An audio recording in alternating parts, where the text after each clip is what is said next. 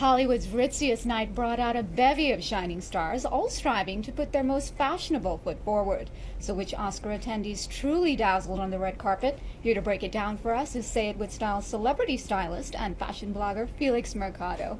Felix, as always, great to have you here. Thank you for having me. And I want to say last night for you must have been crack as to addicts. It was a real fashion high, right? Oh, there was a lot of lows, but there was some highs. I thought it was a pretty decent red carpet for the most part. There were a lot of trends that we saw yesterday. Red was a big one. We Huge. saw a lot of celebrities. I loved it. Sandra Bullock was Sandra Bullock. You saw Penelope Cruz was on fire in that dress. Salsa. Scarlett Johansson as well. Oh, that was more of a berry color.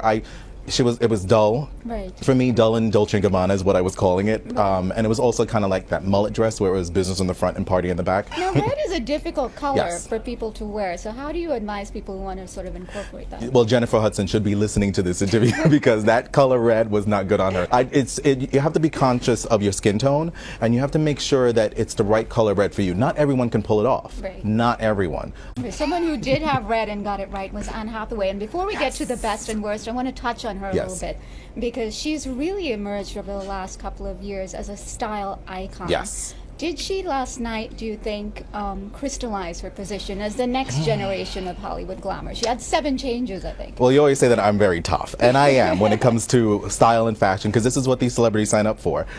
When she hit the red carpet in that vintage Valentino, I felt like she nailed it. Right. But when she hit the stage, I felt like her style was too all over the place. And yes, she was funny, and she was carrying the weight of the show on her because her co-host, Yeah. It was, S-U-C-K. he was horrible. But she kind of overcompensated with the fashion, and she overcompensated with her performance.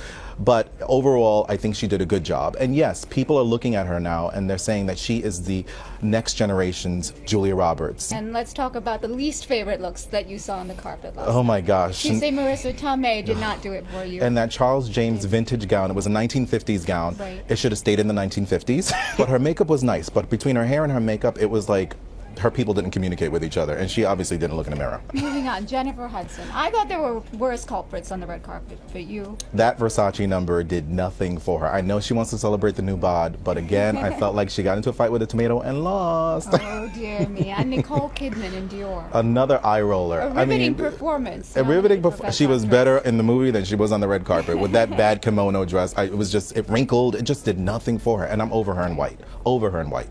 Okay, and let's move on to the best looking out there for you, number 3. Well, no, I had my absolute best and I had my best. I loved Halle Berry in that Marchesa gown. It was absolutely stunning.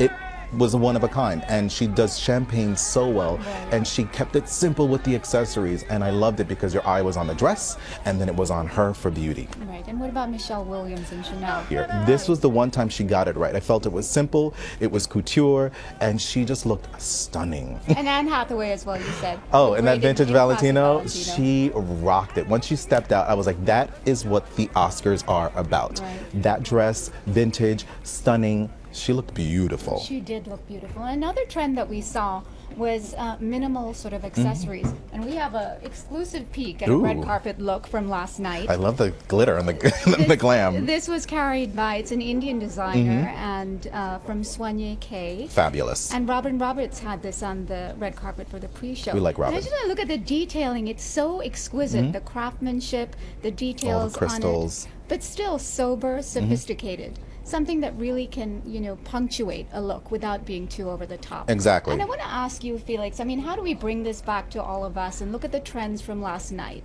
Yes. How do we incorporate a little bit of Hollywood looks into our look without breaking the bank? Well, it's important to, when you look at the different trends, and one thing that you have to think about is this trend right for me?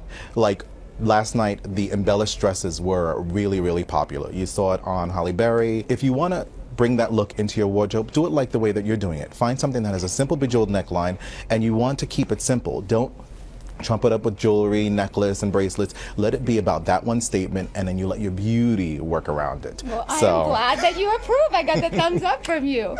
Felix Mercado, great advice as always. Thank you. Thank you so much.